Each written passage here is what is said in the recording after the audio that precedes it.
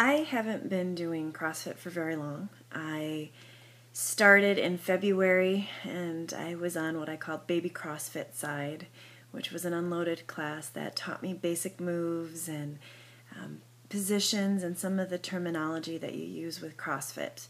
But it wasn't really until after my summer vacation and I came back in August that I moved to Big Kids CrossFit. And I'd only been doing Big Kids CrossFit for a month and a half when Lurong started. And I am a highly competitive person, and the thoughts of points was really appealing to me. But what I didn't like is that I'd only been doing CrossFit for a month and a half, and everybody was going to beat me. And that was kind of hard for me to deal with because I wanted to win. I wanted the points. It took me about a week or two in when I realized that my biggest competition didn't have to be the other people doing the Lurong challenge, that I could be my biggest competition. And at that point, I chose to only do the elite diet. I hadn't cheated once. I didn't go down to pro. I didn't go down to starter. It was not easy, but I kept that the entire time. And the other thing that I decided was that I had to beat my own time and that I wanted to make sure that my WODs from the champion and the Olympian were really improved because I wasn't going against anybody else. I was going against myself. I worked hard, but during the third week of the challenge, it was horrible. I couldn't do anything. My strength felt like it was gone.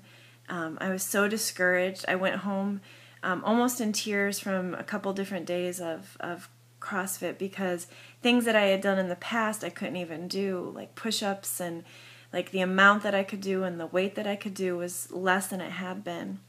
And I was really discouraged about that until my CrossFit coach, Jamie, told me that really it was to be expected because my body was just getting used to the diet and I was moving from burning carbs to burning fat, and that my body had to adjust. And he said just give it a week and that when I would come back that it would be better.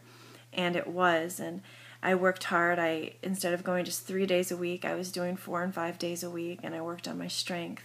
And when I did my champion retest, I was nervous and I just was pumped because I wanted to do a good job, not because I was going against anybody else, but because I wanted to go against myself. And I actually did 88 more reps than I had the first time. And I was so excited and proud of myself that I had done that.